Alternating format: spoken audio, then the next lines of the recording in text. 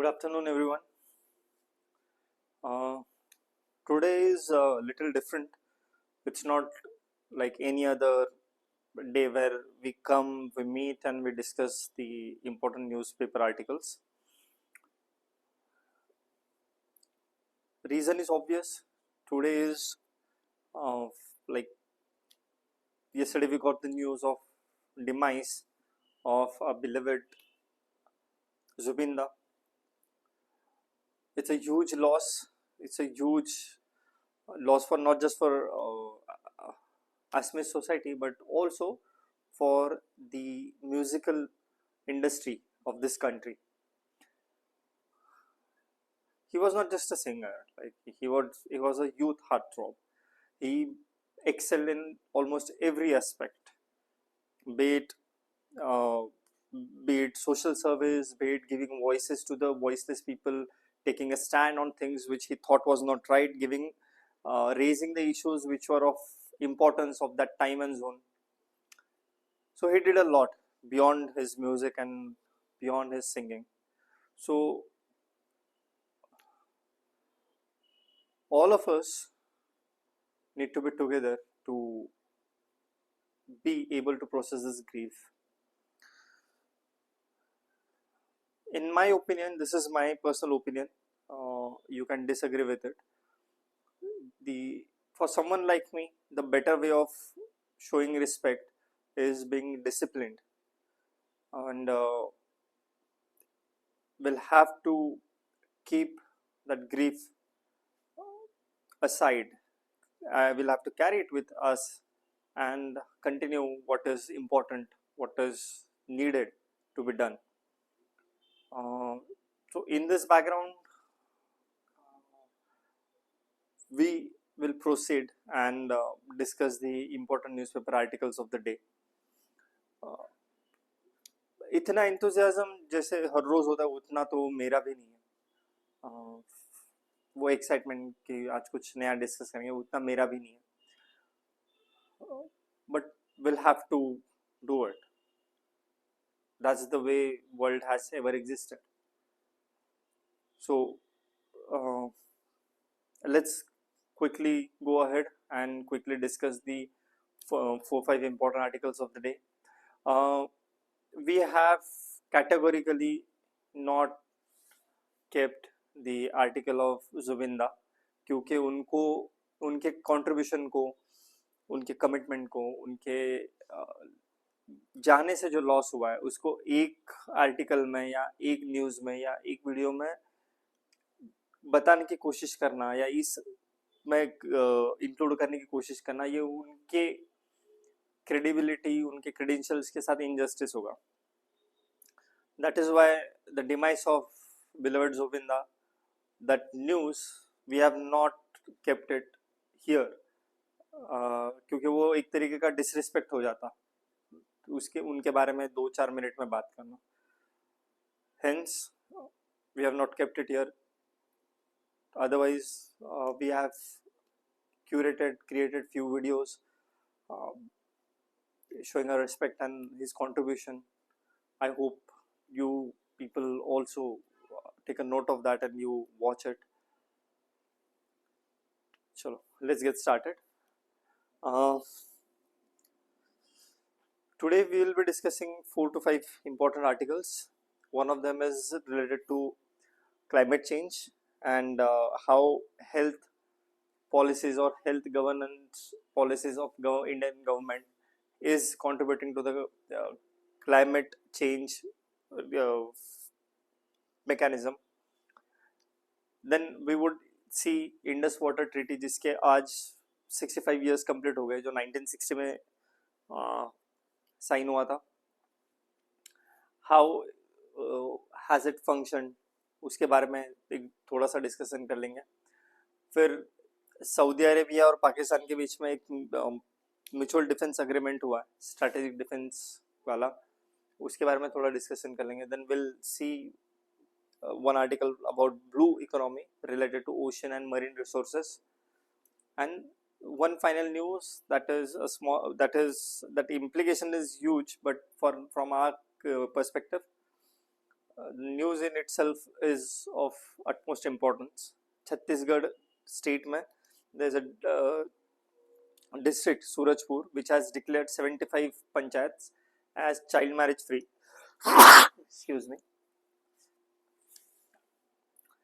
This is a Telegram channel. You may consider scanning and connecting here to get access to the informative documents. This is first article. This article talks about welfare to climate health governance, India's model. What this article is suggesting is India has been following a model where India has targeted health sector through welfare mechanism, but this healthcare sector through welfare mechanism has also contributed to responsible behavior in climate change correction, है ना. तो ये intention था नहीं government का, लेकिन government ने अनजाने में या अनइंटेंशनली क्लाइमेट चेंज को कवर करने के लिए, क्लाइमेट चेंज को रिवर्स करने के लिए जो पॉजिटिव स्टेप्स लेने चाहिए थे वो गवर्नमेंट ऑफ इंडिया के सर्टन पॉलिसीज की वजह से लिए जा चुके हैं. ठीक है, तो उसको एनालाइज किया गया इस आर्टिकल में. ये बैकग्राउंड क्या है इसका कि अभी रिसेंटली ब्राजील में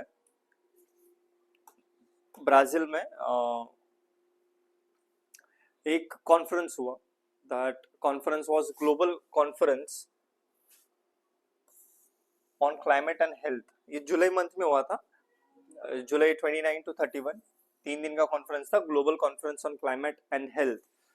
ये ब्राजील में हुआ, जिसमें ये जो बेलेम हेल्थ एक्शन प्लान है which will be incorporated from COP30 उसको साइन किया गया.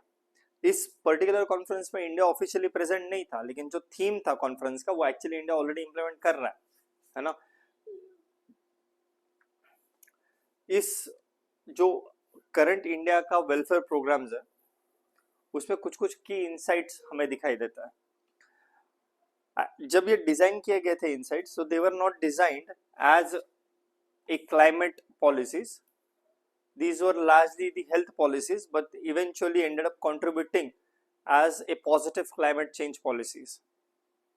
ठीक है, why? Because these schemes brought in substantial health and climate co-benefits. They were not intended, पर उन्होंने वो सब health climate के भी benefit generate कर दिए.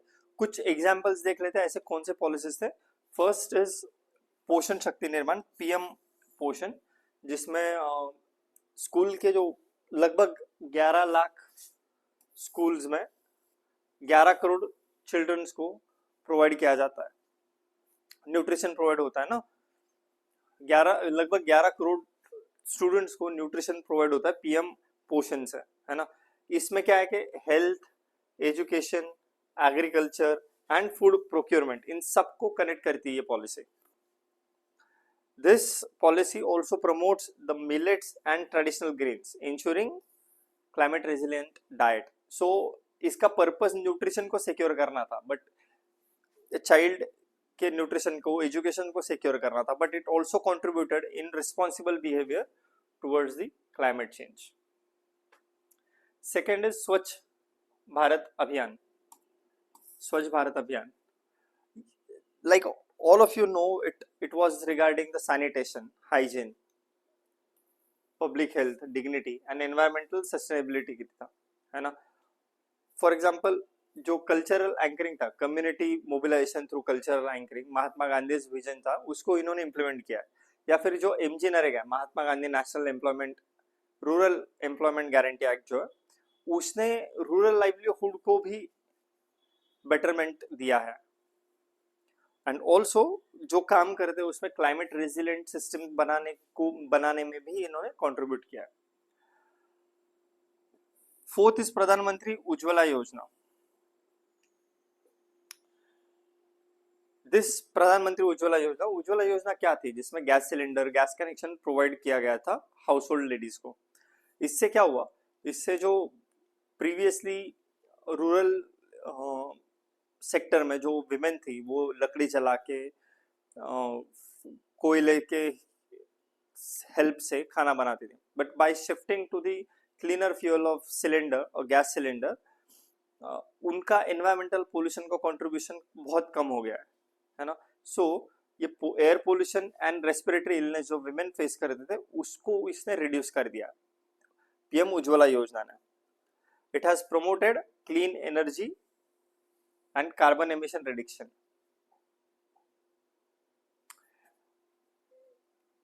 क्रिटिकल टेक अवेज जो हमारे स्कीम्स रही है उनसे क्रिटिकल टेक अवेज है फॉर क्लाइमेट एंड हेल्थ के इंटीग्रेशन में।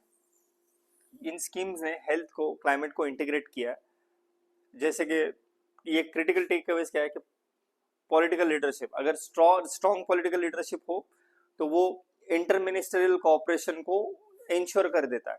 Otherwise ministries work in silos, they do not get connected, तो उनको इंटरकनेक्टेड लाकर उनको इंटीग्रेटेड वेज में काम कराने के लिए स्ट्रॉन्ग लीडरशिप की बहुत ज्यादा जरूरत होती है।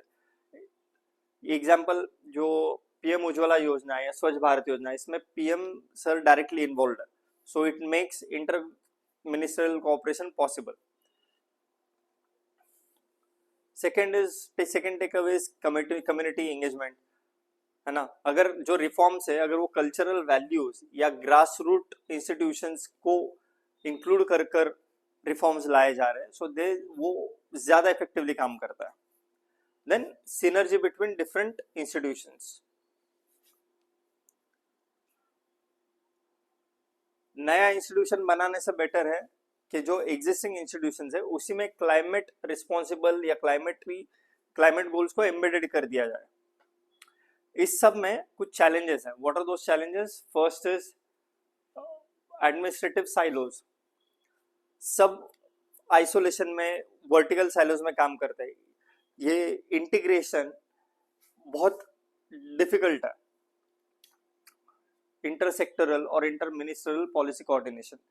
इकोनॉमिक बैरियर्स भी है। एग्जाम्पल एलपीजी का रीफिलिंग कॉस्ट जो है वो काफी हाई है पीएम उज्ज्वला योजना की अगर हम बात करें तो, क्योंकि उसमें मार्केट का रोल बहुत बड़ा होता है।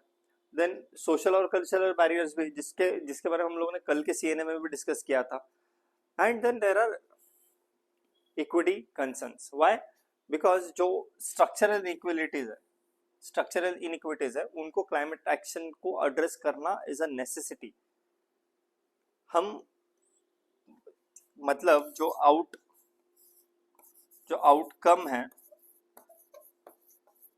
those should be given higher priority than outputs। ये सिर्फ क्वांटिटेटिव टर्म्स में देखता है, ये क्वांटिटेटिव प्लस क्वालिटेटिव टर्म्स में देखता है।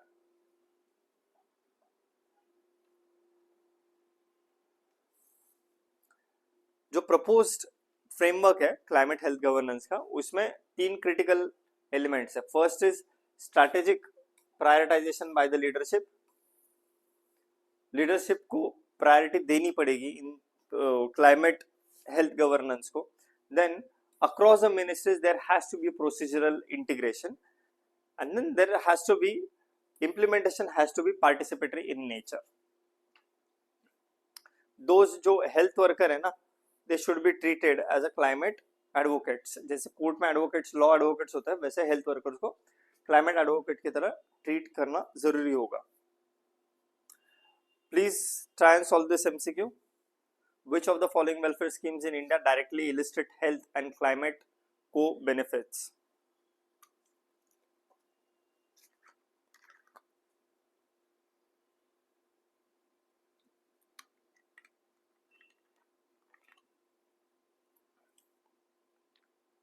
Obviously, the answer is all of the above. The answer is C, all of the above.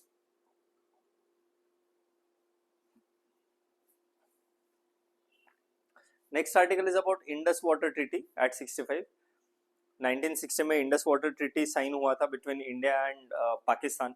It was about sharing the water of Indus river system. This treaty was brokered by World Bank. So there were 3 partners, one was World Bank, second was India, third was Pakistan. तो इसको हो चुके अब 65 years and now time has come that India should take a relook at the treaty। It should either renegotiate or look for alternatives of that treaty। इसके बारे में article discuss करता है।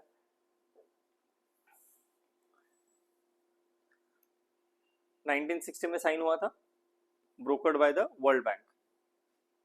इसमें जो इंडस वाटर रिवर सिस्टम है उसको दो हिस्सों में डिवाइड कर दिया गया, western rivers and eastern reverse. जो वेस्टर्न रिवर्स है उसमें आती है इंडस, झेलम एंड चेनाब, ये तीनों का पानी पाकिस्तान को दिया गया। ईस्टर्न रिवर में सतलज, बियास एंड रवि, ये इंडिया को दी गई। इस ट्रीटी से क्या हुआ था, जो इनिशियल नेशन बिल्डिंग प्रोजेक्ट्स जो थे, जो बड़े बड़े डैम कंस्ट्रक्ट किए गए to stop water, to harvest that potential of water through for agriculture as well as for hydro electricity, ये जो प्रोजेक्ट थे वो नेशन बिल्डिंग प्रोजेक्ट थे। उन्होंने इंडिया को भी और पाकिस्तान को भी नेशन बिल्डिंग में हेल्प किया। फॉर एग्जांपल भाखरा नांगल है, राजस्थान का कनाल है जो इंडिया में है, या फिर पाकिस्तान में जो लिंक कनाल और बराजेस बने गए, वो उसका इस ट्रीटी का एग्जांपल है, how these have helped in nation building projects. ये तो होगी 65 साल पुरानी बात, 1960 की। अब क्या रिलेवेंस है, अब रिलेवेंस क्यों है इसका? अब कंटेम्प्ररी कुछ डेवलपमेंट्स हुई है। फॉर एग्जांपल एक डायमेंशन है पॉलिटिकल एंड स्ट्रेटेजिक, है ना। पहले तो इसको टेक्निकल कोऑपरेशन की तरह देखा गया, बट अभी करंटली उसको कंटेंशियस हो चुका ही है। मतलब जो इनिशियली 65 का वॉर हुआ, 71 का वॉर हुआ, 99 का कारगिल वॉर हुआ, इन टाइम पे Indus water treaty remain intact, इसके ऊपर इंपैक्ट नहीं हुआ। लेकिन जब अब पहलगाम का अटैक हुआ तो इंडस वाटर ट्रीटी के ऊपर इंपैक्ट तो हुआ। It was used to let them know that there are things that India can do, है ना। For example India recently put the treaties mechanisms in abeyance after the Pahalgam attack. आज के जो current political climate है, जिस तरीके के terrorism dominate कर रहा है पाकिस्तानी स्टेट को, पाकिस्तानी स्टेट पॉलिसीज को, उस कंटेक्स्ट में ये शेयर वाटर मैनेजमेंट का जो कॉन्सेप्ट है as an idea, it has become nearly hollow, meaningless सा बन चुका है, जिस तरीके का करंटली पॉलिटिकल क्लाइमेट चल रहा है।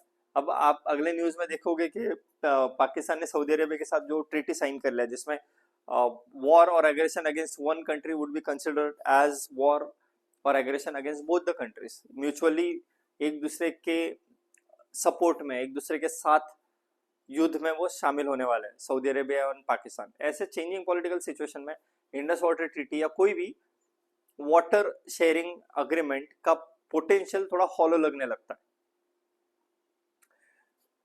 ये जब साइन हुआ था 1960s में, तब का क्लाइमेट अलग था, geographical climate as well as political climate अलग था। आज का दोनों भी अलग है। आज का जो जोग्राफिकल क्लाइमेट है, जो एनवायरनमेंट के पर्सपेक्टिव से अगर देखते हैं, तो वो क्लाइमेट चेंज से हेवीली रिडल्ड है ना। तो करंट सिचुएशन में क्या चेंजेस आए, हाइड्रोलॉजिकल चैलेंजेस क्या है? एक जो ग्लेशियर था, ग्लेशियर्स जो है इंडस वाटर रिवर सिस्टम में, वो बहुत क्विकली मेल्ट हो रहे हैं, तो वाटर का कंटेंट इज हायर, ज्यादा ग्लेशियर मेल्ट हो रहा है। जो हिमालयज है, हिंदू कुश है, ये इन्होंने जो वाटर फ्लो है, जो रिवर फ्लो सिस्टम है, उसको ऑल्टर कर दिया है। फिर because of climate change monsoons have become erratic, agriculture के ऊपर भी इसकी वजह से रिस्क आ गया है। इंडिया एंड पाकिस्तान के पंजाब रीजन में 2025 में काफी सारे फ्लड्स आए, तो इट रिफ्लेक्ट्स कि the vulnerability in itself is a cross border, एक सिर्फ इंडिया और सिर्फ पाकिस्तान के लिए नहीं है। So this is second dimension which has evolved over a period of time. Third is also in second में siltation crisis है। You are very well aware about what is siltation, जो पानी इरोजन करके वेदर मटेरियल को अपने साथ लेकर आता है। पानी जब लेकर आता है तो अपने बेसमेंट में उसको बिठा देता है, सिल्टेशन, वो जमा होने लगता है। उस सिल्टेशन का बड़ा क्राइसिस है। With increasing siltation, the water reservoir capacity is shrinking, कम हो रही है, रिवर बेड्स राइज कर रहा है, एंड जो फ्लड का रेजिलियंस था, that has weakened, flood resilience has reduced. 2025 में, अब रिसेंटली जो पंजाब में फ्लड्स आए थे उसके उसके साथ जो सिल्ट आया, जो एलुवियम आया, उसने जो खेती थी, the farmlands, those all of them were buried under that siltation.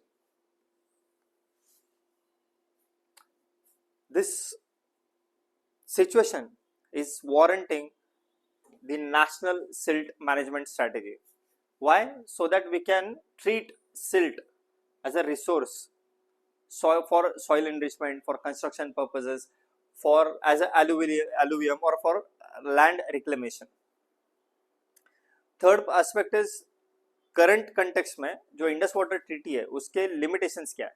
उसके लिमिटेशंस आर लाइक जो 1960s के एरा में the treaty was design for irrigation and for the dam purpose, है ना, लेकिन आज के एज में बड़े डैम्स या इरिगेशन ये प्रायोरिटी थोड़ा सेकेंडरी हो चुका है. Higher priority has become climate change resilience, right.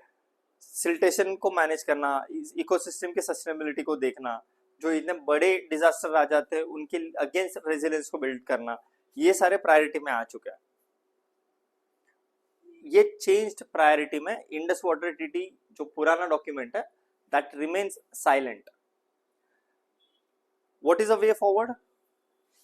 First, हमको लीनर एंड ज्यादा बेटर, मोर फंक्शनल फ्रेमवर्क की जरूरत अब है. We need better, leaner and more functional framework.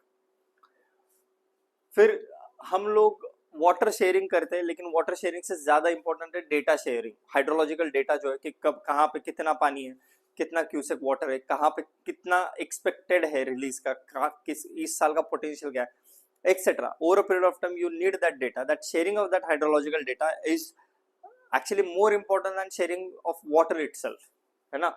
Example, जो इंडिया और चाइना का मेमोरेंडम ऑफ अंडरस्टैंडिंग साइन हुआ है about sharing data on Brahmaputra floods, that has contributed even more in flood management. National level पे what we need is the siltation policy. Seeing we need to change our perspective towards silt as a source of soil enrichment, a source of soil reclamation, a source of increasing fertility, nutritional resource की तरह siltation को देखने की जरूरत है. We need that kind of policy and we need integrated river basin management system. Let's quickly go through this MCQ. Which of the following are challenges currently undermining the effectiveness of the Indus water treaty? Accelerated glacier melt in Hindu Kush Himalayas, correct. Erratic rainfall and unpredictable monsoons, correct. Rising siltation, reducing storage capacity of reservoirs, correct. Lack of data sharing mechanism, correct. The answer is D. All of them are correct. Next, and probably the most important article of the day, is Saudi Arabia and Pakistan deal and its impact on India.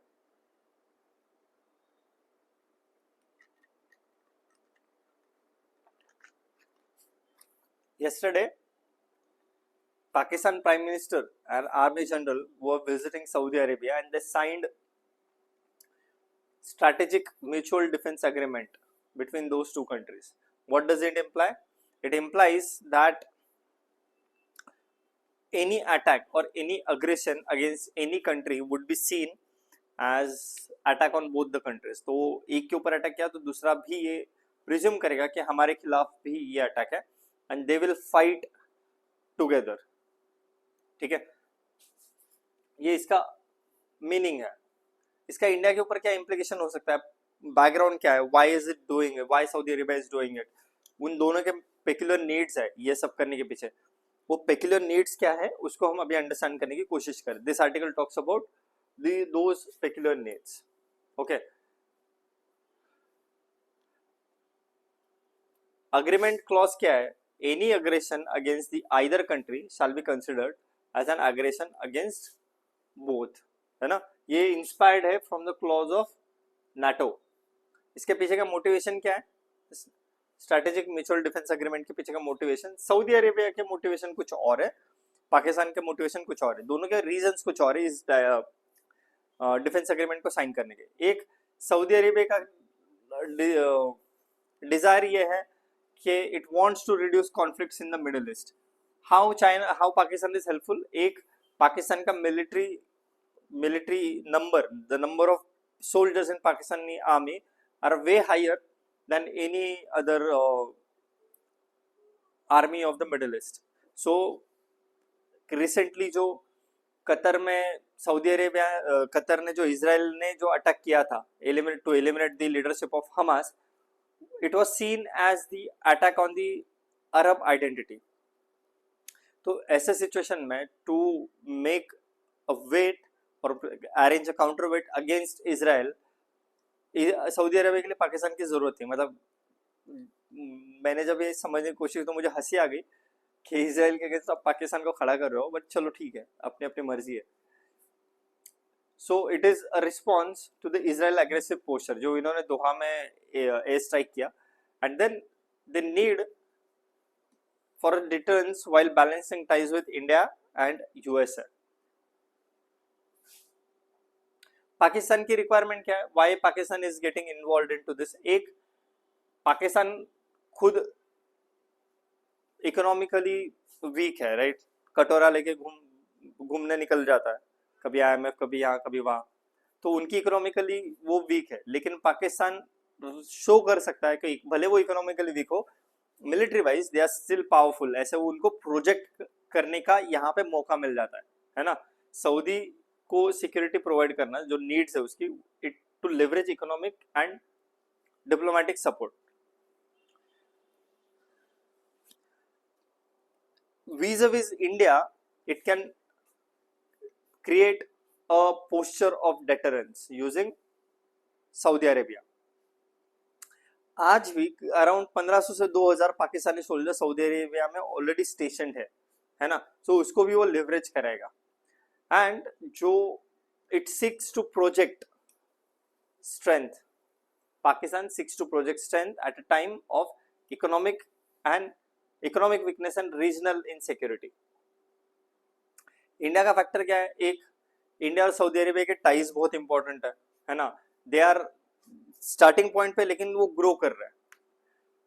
अगस्त 2025 में India और Saudi Arabia का 7 joint committee on defence cooperation हुआ। Then defence cooperation के लिए there was a new ministerial committee, यही इसी साल अप्रैल 2025 में ही हुआ। सऊदी अरेबिया एंड इंडिया ने जॉइंट मिलिट्री एक्सरसाइज भी कंडक्ट किए, ऑफिसर्स को एक साथ ट्रेन किया। जो इंडिया का इकोनॉमिक हेफ्ट है, मतलब इंडिया का जो इकोनॉमिक स्ट्रेंथ है, वो रियाद के साथ में इंडिया को लेवरेज देता है। India can utilize that leverage vis-a-vis Riyadh is the capital city of Saudi Arabia, to manage its diplomatic ties, है ना? इन क्राइसिस, फॉर एग्जाम्पल जो रिसेंट क्राइसिस हुए उसमें सऊदी अरेबिया एंड इंडिया का coordination कैसा रहा? फॉर एग्जाम्पल जब पहलगाम का अटैक हुआ, टेररिस्ट अटैक जो पहलगाम में हुआ, तो उसको सऊदी अरेबिया ने कंडेम किया। सऊदी अरेबिया ने उसको ग्लोबल लेवल पे उसका कंडेम किया, उसकी इंसल्ट की कि ऐसा करना नहीं चाहिए था। वही जब इंडिया ने ऑपरेशन सिंदूर किया, तो इंडिया के ऑपरेशन सिंदूर को सऊदी अरेबिया ने कंडेम नहीं किया। In a way, not condemning India's Operation Sindoor, Saudi Arabia in a way accepted the legality and legitimacy of India's Operation Sindoor.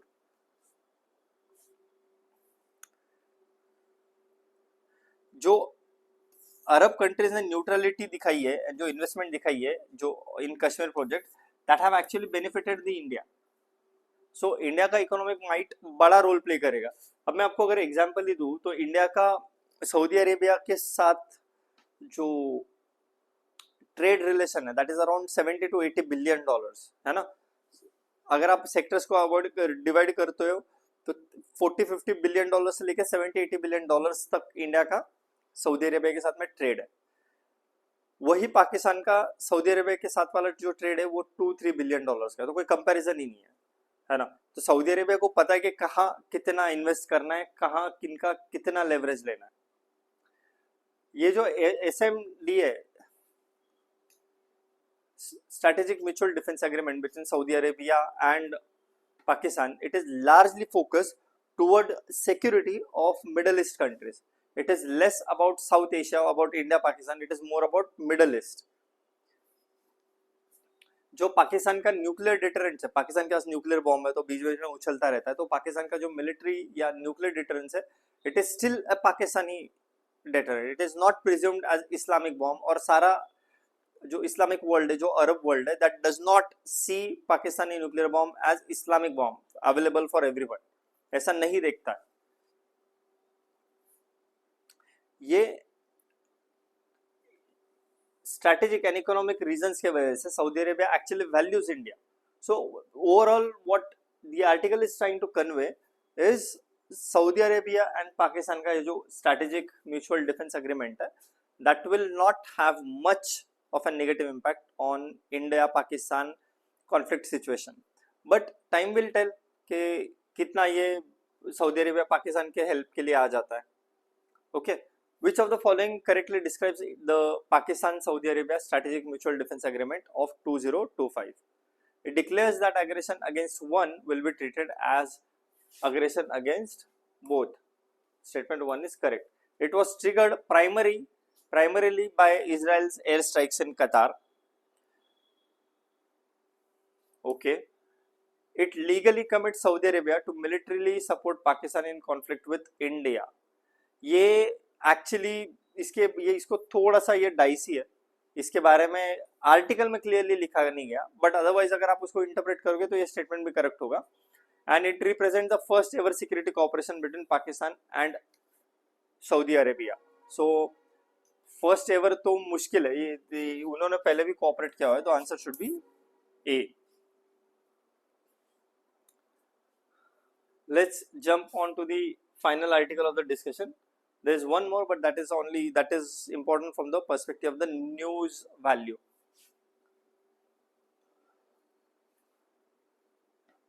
This article is about blue economy.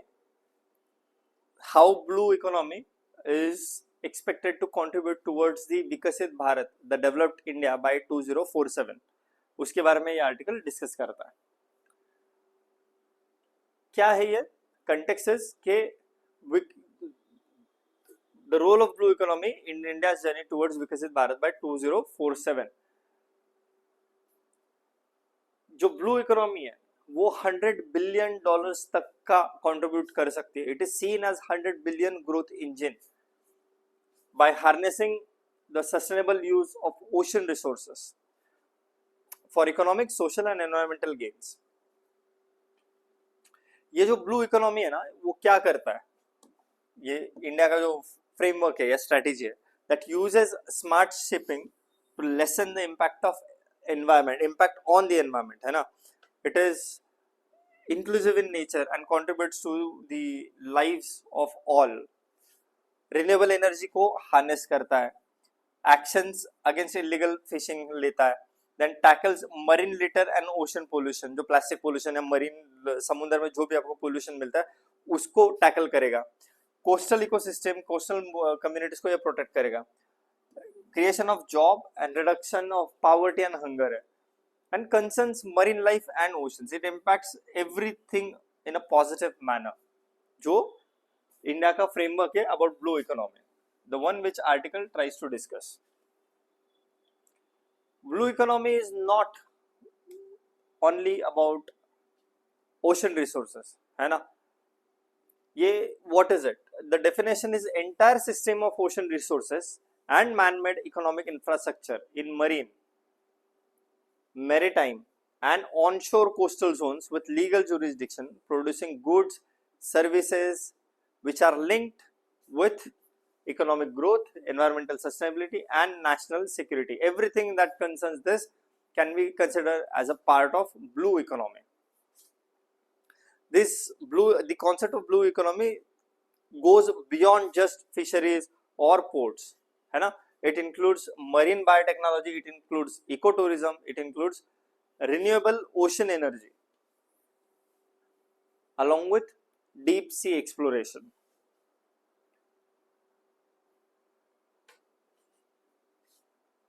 India के लिए क्या significance है? एक तो इसका economic potential, NCERT में हम लोग ने पढ़ा था कि कुछ 7,500 किलोमीटर का इंडिया का कोस्ट लाइन है, बट अभी नए से कोस्ट लाइन को कैलकुलेट किया गया है ना, that calculation was renewed and अब वो ऑफिशियली है लगभग 11,100 kilometre. Current Indian coast line का length is recalculated length is 11,100 kilometre, 11,100 kilometers, and around 2.4 million square kilometer of exclusive economic zone. This economic potential is obviously will generate jobs, will support the coastal community and will strengthen the maritime presence of India. ये जो 100 billion का sustainable growth है ना, उसको उसका driver he this economic potential है। Next dimension is environmental sustainability. The idea is to protect the marine ecosystem, with promotion of renewable energy, ecotourism and climate resilience. Social empowerment is another dimension जिसमें women empowerment, youth contribution, youth engagement, skilling, marine biotechnology etc. का ख्याल रखा गया है। इसके context में government of India के क्या की इनिशिएटिव्स है? फर्स्ट, प्रधानमंत्री मत्स्य संपदा योजना, which is seen as, जैसे मिल्क प्रोडक्शन में व्हाइट रिवॉल्यूशन था, वैसे Matsya Sampada Yojana is seen as blue revolution for fisheries. Then Sagarmala project है जिसमें पोर्ट्स को मॉडर्नाइज किया जा रहा है, लॉजिस्टिक्स एंड कोस्टल कम्युनिटीज को सपोर्ट किया जाएगा। हरित सागर गाइडलाइंस है। हरित सागर गाइडलाइंस क्या बताती है? They are for ports, eco friendly ports and zero carbon और क्लीन फ्यूल के लिए हरित सागर गाइडलाइंस है।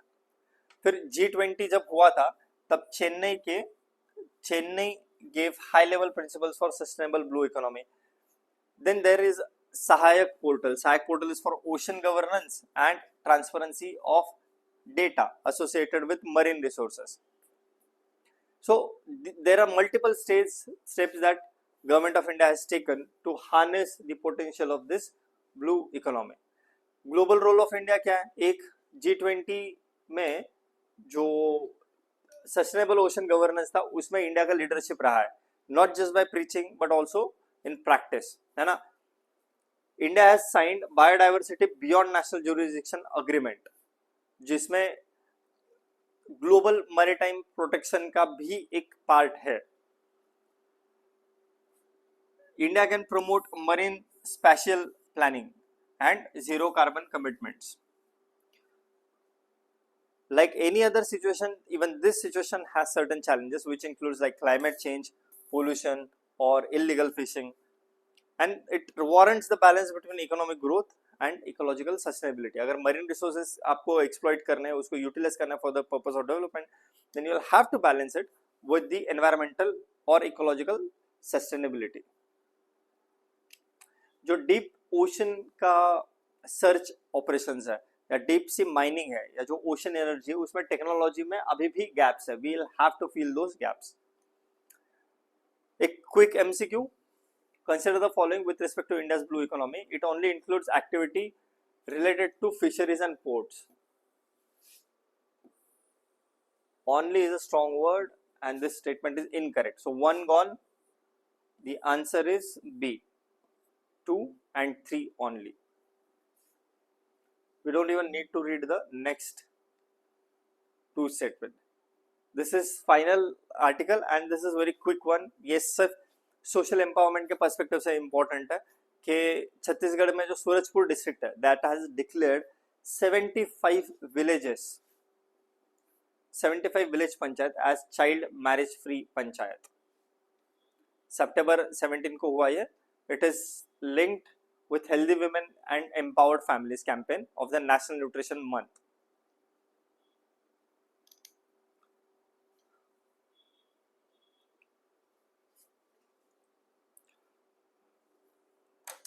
This was all from our side for the day, and once again we pay our respect to the demised soul of Zubinda. May his soul rest in peace. Thank you for joining us. We shall try and continue the newspaper analysis from Monday onwards. Thank you.